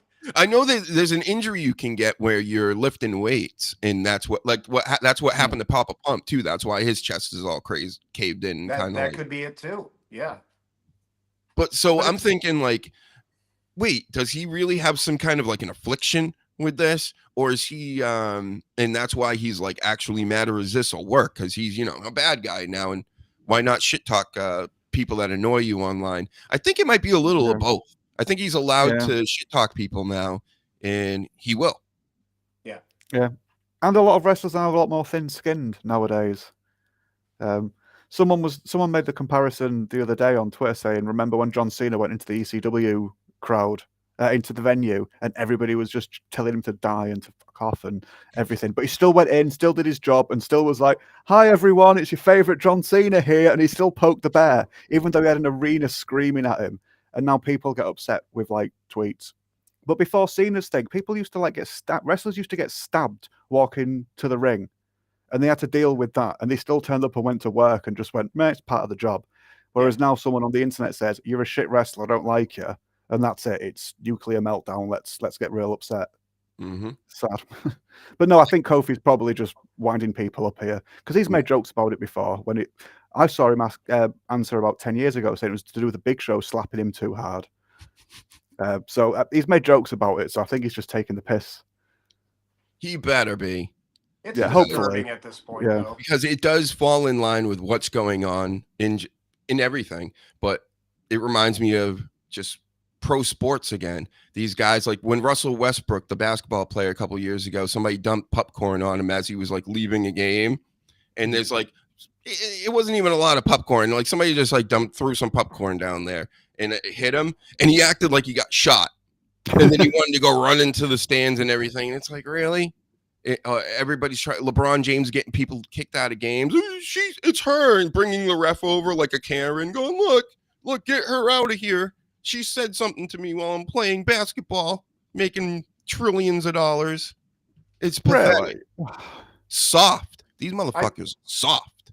I just watched a clip the other night where Scott Hall and like half the NWO was in a ring, and somebody threw a fucking bottle at his head.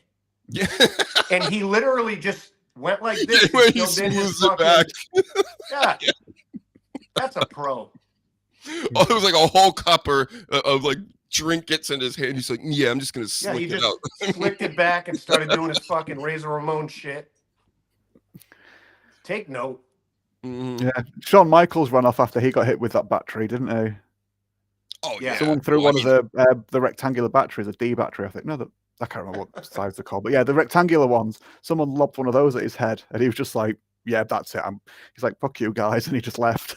Mm-hmm. Shit, man. But now it's you can't even use words.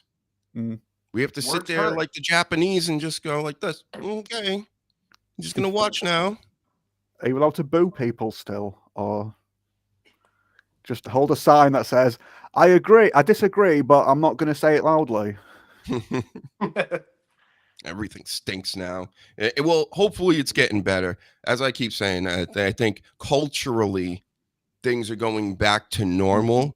I think we started everybody was getting bullied by crazy people for like the past 5 years.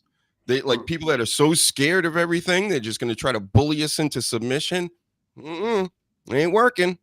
Clearly didn't work. So maybe try again in another 5 years or so. But I don't think it's happening anytime soon. This whole bullying deal. Well, other places are seeing it and seeing you guys, and they're making very similar moves. And yeah, I'm looking forward to it. I think we're going to see some good stuff. Good. Yeah. Good. Hope not everything's going to get fixed, but some things have already started to be dealt with, which is more than you can ask for and more than you're used to. Like I say, just look over here. What a bloody mess. I don't want to go too much into it, but yeah.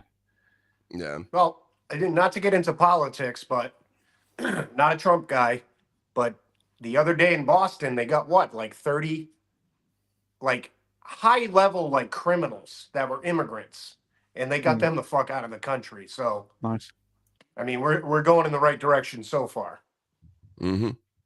It's not like, trying to deport normal everyday people that are trying to get away from war-torn countries or things where because we cause a problem in a lot of these countries economically, and then they come up here and then certain political parties go, yeah, you come here, and then we'll use you for cheap labor and we'll use you for this and that and get programs in so we can steal all the money and let you sleep on the streets and stuff like that. And it just turns into a mess. And I don't believe in a lot of this stuff. I think it's all a big show. Like everything's working out the way they want it, and the way that we have it over here, they can just go back and forth. And now we get to pay ICE to now do this whole thing, right? It's just like the way I don't like it. I see what they're doing. Like I said, I see the works, and there's just so many works going on that trying to explain this stuff to people just makes them mad at you. So I usually just go, anyway, so yeah, how about that wrestling match the other night, right? But that's what I'm gonna do right now. I don't know what else to say about it without making everybody mad. Here's some plugs. Follow the show right now. All 89 of you people watching on TikTok and X and YouTube, please come to YouTube and pump the YouTube channel up. I would love to get monetized someday. At this pace, it will be never. But if I can, we're growing this audience. We're getting a little more every time we do a show. It's been great on the 2 p.m. shows with the Sleaze and Danny and Reezy and everybody. The weeknight shows at 7 p.m. Don't forget we have those. So we're doing things out here. We're out here. Go ahead, tell them, Danny. They want to hear from you. They're sick of fucking me. He's just sat back. Look at this. Good joke. Check him out every day. He's apparently funny. He tells jokes sometimes. Apparently. Don't just chuck a grenade at me and expect me not to take the piss back. Yeah, every day. Well, most days. I'm on a Tuesday and a Saturday. I don't always watch the wrestling. You can't expect everyone to watch all this wrestling. Listen to that. That'll pass up some time.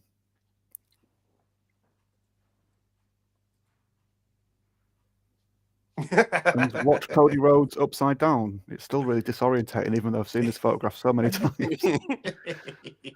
So I have him on the screen because we got to discuss Cody Rhodes and Kevin Owens having a contract signing tonight on Saturday Night Main Event with HB Nose Hairs. He's going to be, for whatever reason, I don't know why they picked him. He blocked me online, so he's forever HB Nose Hairs now. I have your autograph on the wall. You are my favorite wrestler until you blocked me on X. Like a total jerk. Like a total yucky face. So, what do you guys think about this? Should KO get the title from him? Should this just end? I hate contract signings because it's always the same thing. They come out, they talk shit, they flip the table over, a chair gets thrown out. I hate these contract signings. Yeah, they follow a very similar format each time. I don't think they're going to give Owens the belt. It's nice that we've seen the old school belt, but they have no intention of bringing that back and letting that be the main thing. They're just using it as a quick method of like, hey, remember this? Yeah, it's on sale, just like Cody's, just like the other 70 different belts we have. Yeah. And it makes sense because HBK is the master of the ladder match. That is true. Him and Razor Ramon back in the day, they're the ones that made it famous. And that is what this match is going to be between Kevin Owens and Cody Rhodes. They're going to put the real belt and the fake Golden Eagle belt that Kevin Owens is holding like a replica up on the above the ladders, and then they're going to have to climb up there and get it. I don't know how. It definitely seems to go against Kevin Owens, you know. He's fat! Since he's a little portly. Yeah. Tubby. Mm-hmm. Little beast, little husky. Husky. Yep. Big boned. Mm-hmm. He fools you sometimes. He wears all black and he slimming. But I'm telling you, bring KO out in some white and blue horizontal stripes, and then we'll see. Right? He's fat! Thank you, Steiner. Give him a singlet. That'll show everybody. Yeah. Well, just the one, like Andre the Giant. I'm sure he used to wear a singlet in Ring of Honor. Yeah. Mm-hmm. He wasn't so Oh, fat. Yeah. He's fat! He was still a little chubby, but he wasn't. He didn't have the gut, we'll say. What? Of course he has the guts. Fat! No, before, like when he was young in Ring of Honor and he wore the singlet and looked a bit like an amateur wrestler, he was just a little bit of a belly. He didn't have the giant gut like he has now. Yeah, definitely. That was just a guy that looked like him called Kevin Steen. Right. Oh, that's right. Yeah. My mistake. Yeah, he's off somewhere else. That's a whole different guy. This guy over here, Karen Owens, He's fat! That's how I know him. Ever since he showed up wearing his basket, he's actually dressing a lot better these days with this run.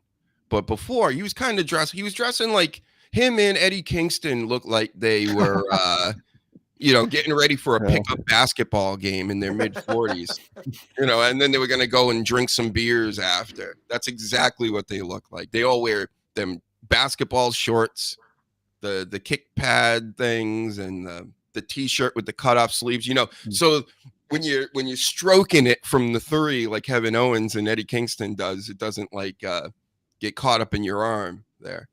Yeah. So their armpit hair is just rubbing across people's heads.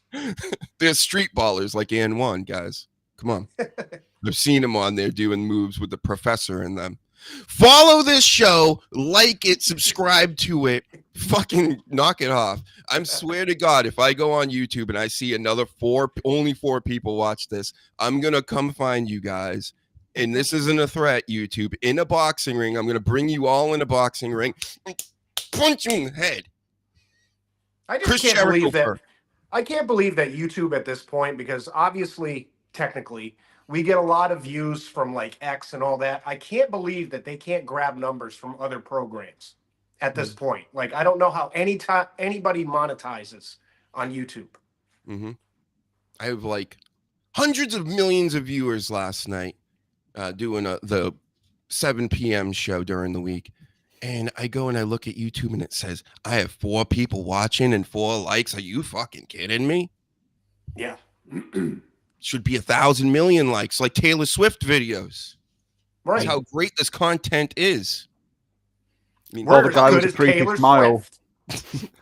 The guy with the creepy smile and the Lunchables knockoff and the energy drink and everything else they sell to kids. That's what you need. You need to exploit children and sell them stuff. I think that's what gets you pushed Mr. on Beast. Here. I wasn't going to name, but yeah. Can I blaspheme against him on his platform? Yeah. How about this guy? You guys like them? You guys put him on everything. Oh, do college football, do WrestleMania, do the new Raw on Netflix, Pat McAfee. Here's your own show. Here, do the whole Doctor's HUGENSTEIN show gimmick from 2016. Here, do it all. You got it all, sir, because you're a punter. Because you kick a football. All right. Cool.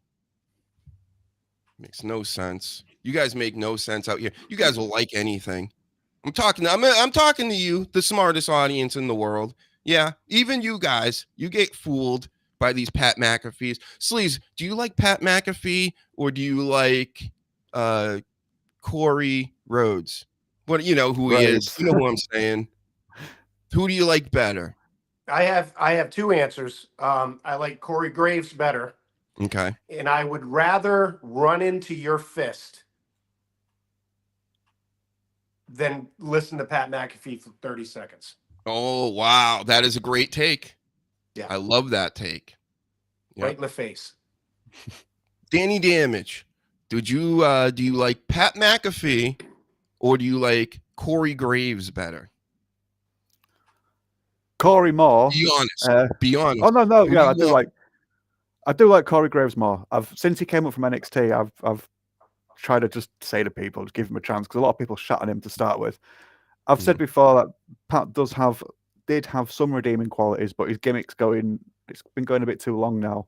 If I ever try and listen to anything else Pat does, it's like other sports, and it's of no interest to me. So you listen to him on other sports? I've tried. All right, I'm not dealing with that. I don't want him. You're not allowed to listen to Pat McAfee if you're a listener or you're coming on the Dr. Huge show. So, I got a question for you, Doc. Yes. Would you rather listen to Pat McAfee or have chlamydia? I would rather listen to Pat McAfee, I guess.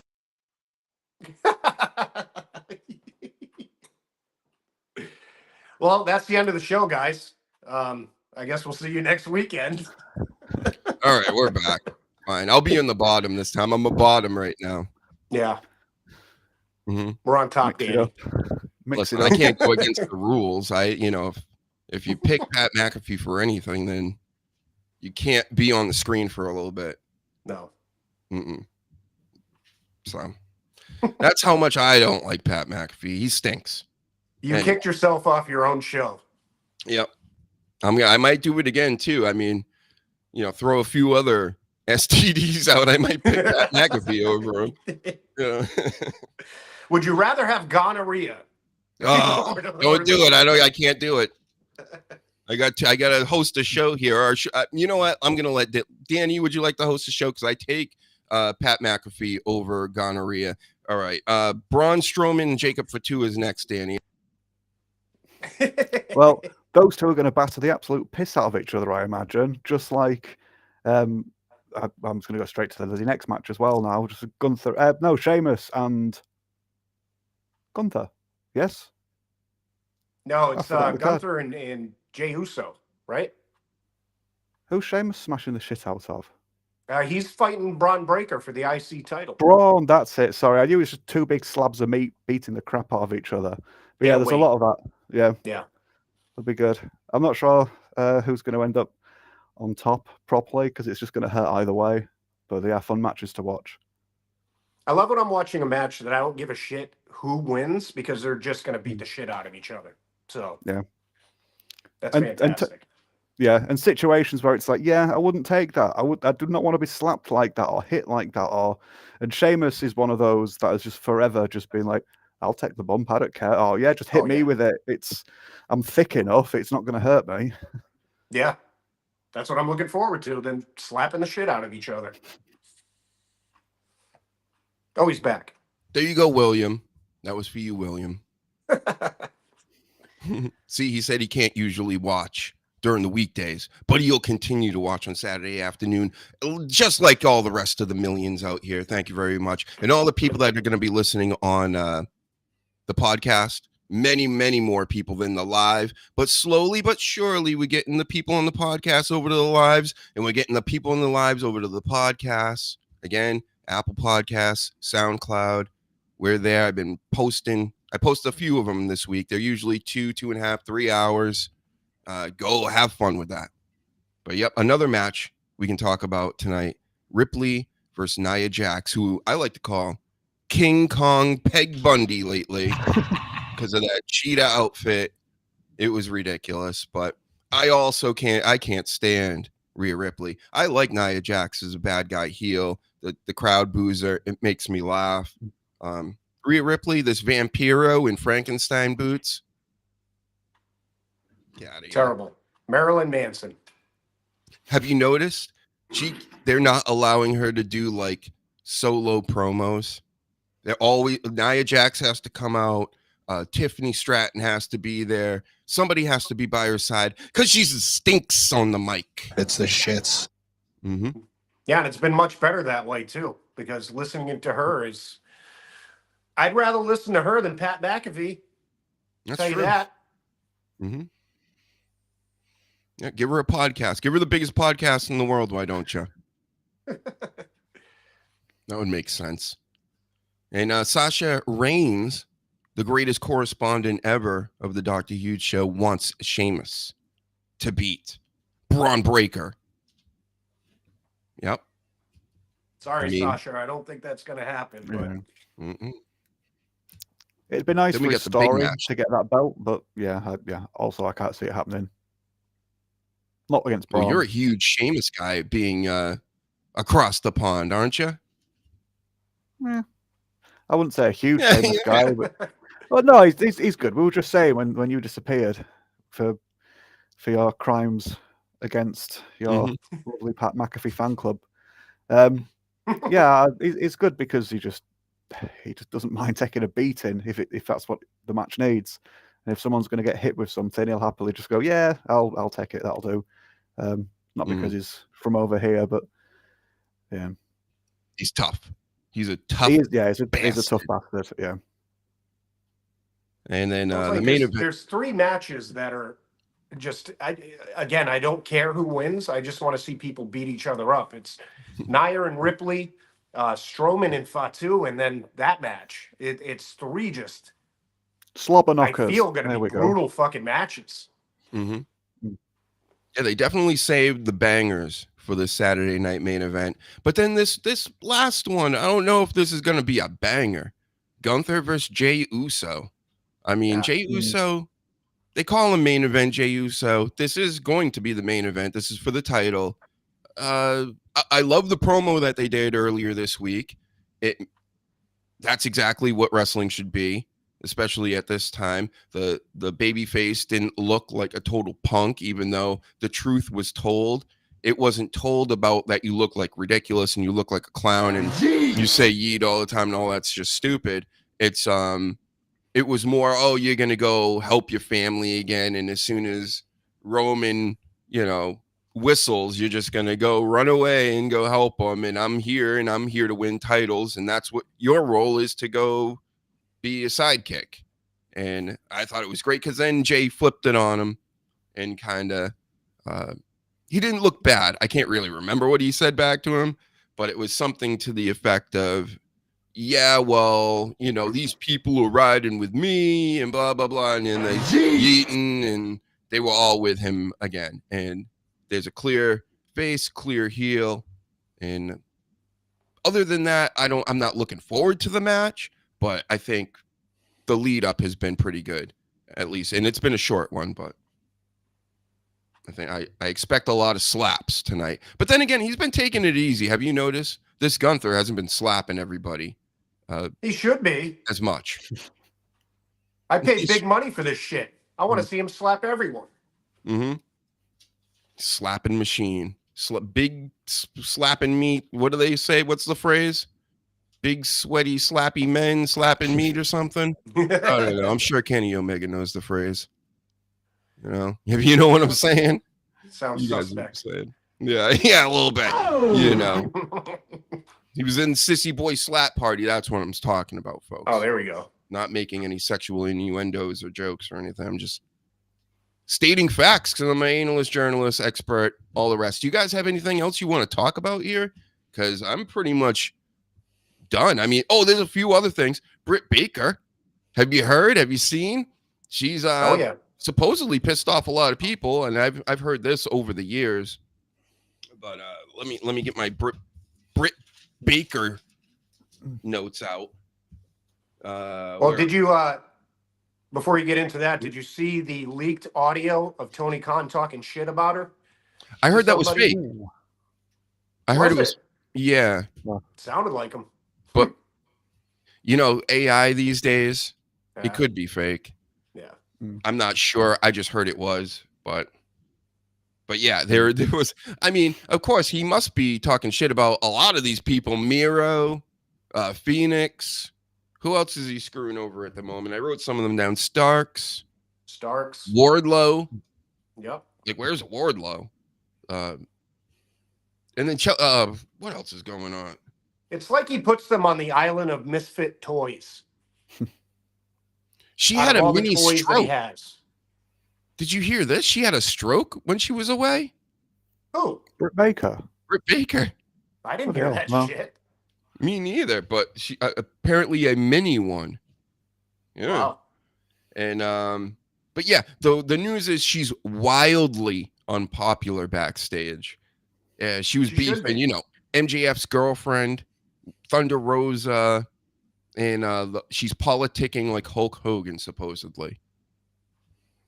She should be, because she's one of the very few talented people that should be in the other company. Before it's too late. You want her in the dub? I do. Yeah, she's definitely trainable. There's plenty. She had promised from the start. The only problem is they just told her she'd made it before she'd even got to the end of the race.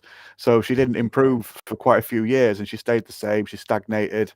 But if she does finally get free and go to NXT or something, they'll be able to point out what's good about her and what's bad about her, and they should hopefully be able to help her get the best out of it. But that won't happen in Tony's toy box.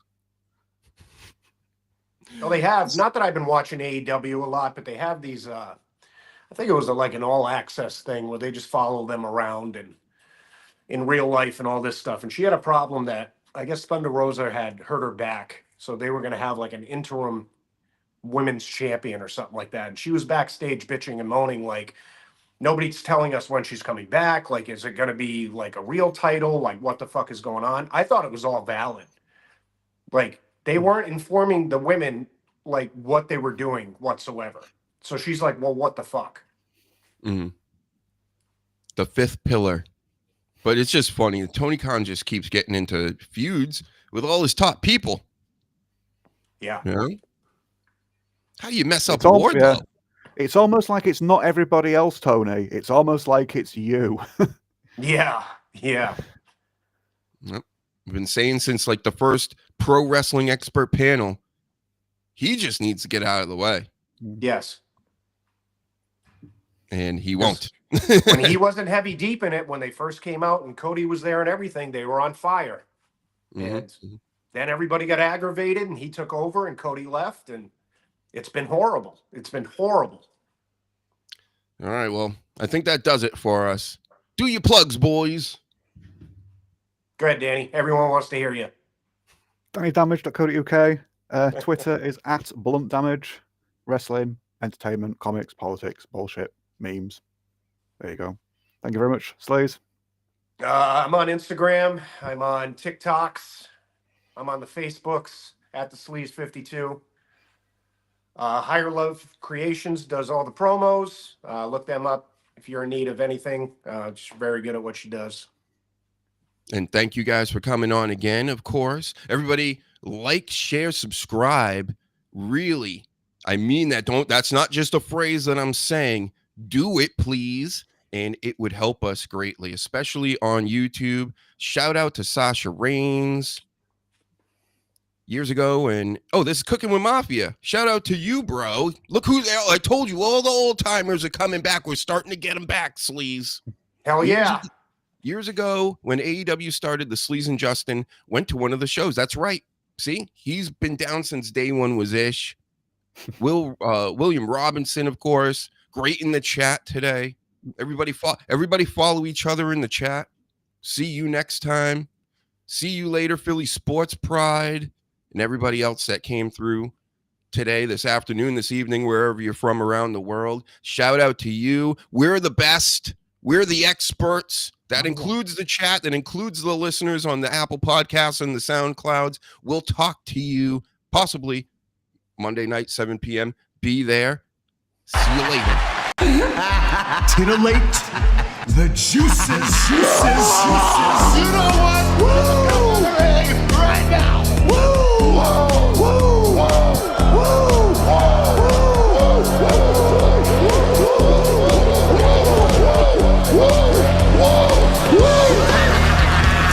Dr. Hughes invites followers. Oh, let's see if they increase now. Me too. Yeah, wow. Dr. Hughes. Mock-ass mock. He's a great podcaster. Trick-ass mock. Acknowledge me. We coming for you, nigga. Fat! Yeah, Dr. Hughes, here we go. Keep plugging yourself, that's cool. First up, a man whose looks will serve your inner needs and desires. Dr. Hughes.